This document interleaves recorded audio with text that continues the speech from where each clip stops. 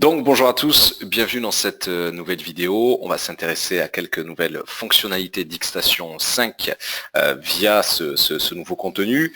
Alors avant toute chose, je rappelle le rappel légal habituel. XTB France rappelle aux participants que la présentation à venir et les informations qui vont être dispensées ne constituent pas en aucune manière une sollicitation ou une incitation à acheter ou vendre des produits financiers.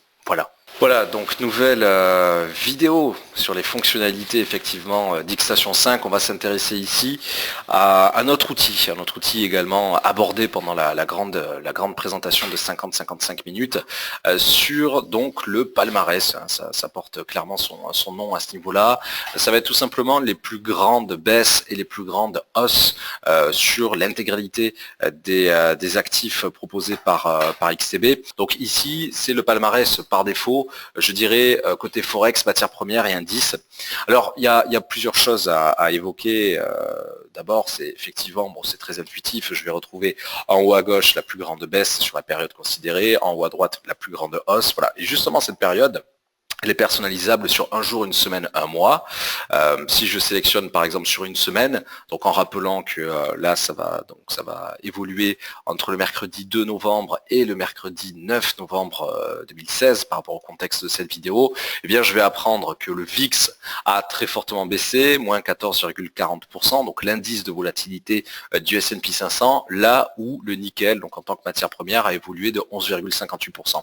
Un petit peu comme le sentiment de marché, on va être ici confronté à un outil qui permet de conforter sa prise de décision, son analyse préétablie, mais contrairement au sentiment de marché, par contre, on pourrait plus facilement le mettre en amont d'une analyse. Et si par exemple je cherche, admettons que je sois spécialisé sur les matières premières, je cherche à voir un petit peu quelles sont les matières premières qui ont le plus évolué dans un sens ou dans l'autre sur les dernières séances. Déjà, je vais sélectionner le filtre qui va me faire apparaître Forex, matières premières, indices, etc.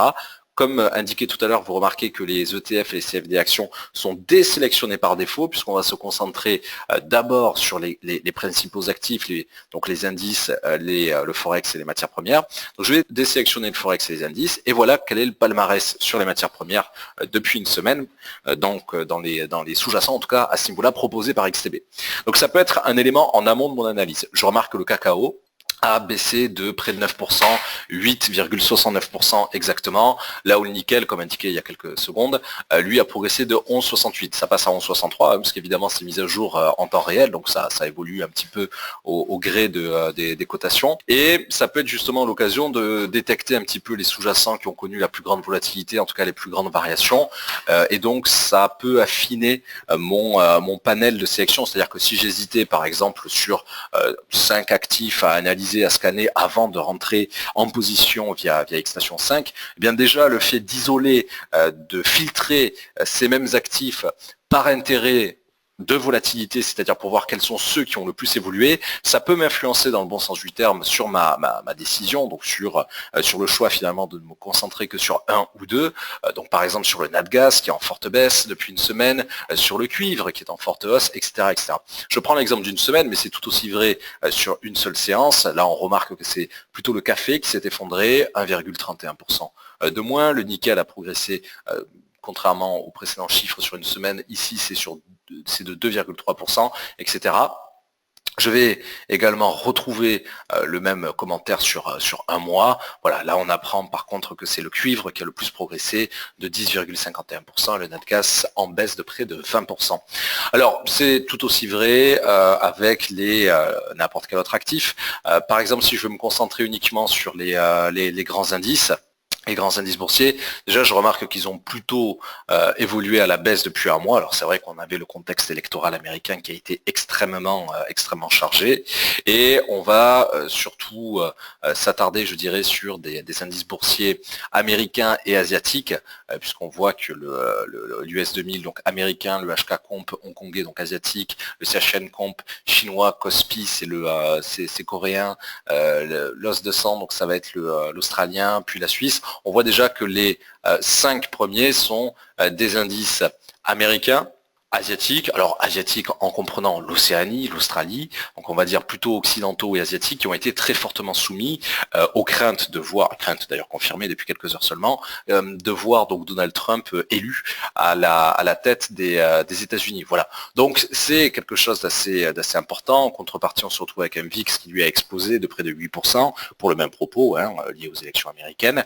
Donc c'est véritablement l'occasion de voir ce que l'on ne pouvait pas forcément voir jusqu'à présent, c'est-à-dire, en tout cas pas de manière aussi intuitive et concentrée sur la même plateforme de trading avec Xstation, c'est-à-dire justement de bien comprendre où sont les poches de volatilité.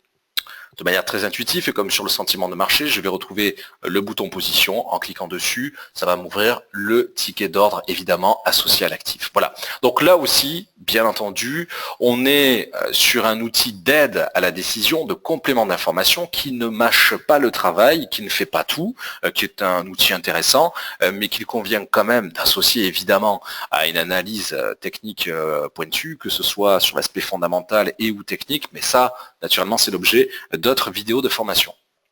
Écoutez, merci à tous pour votre présence, pour votre fidélité. Je vous souhaite à tous une très bonne fin de journée. Je vous donne naturellement rendez-vous dans les autres vidéos du programme de formation, et que ce soit donc les formations d'analyse technique ou les formations d'Xstation 5. Voilà, merci à tous, à très bientôt.